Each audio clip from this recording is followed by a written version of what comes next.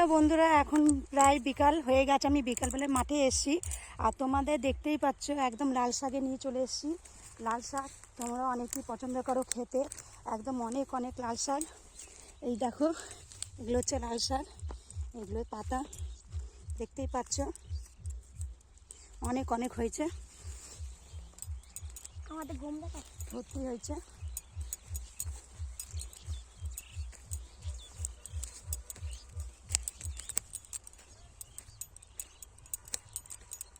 দেখতেই পাচ্ছ এই পুরো জমিটা একদম লাল শাকে ভর্তি।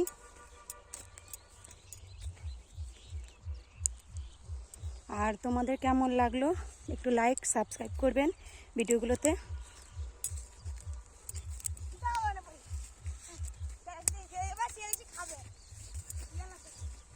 এ দেখো কত বড় বড় গাছ।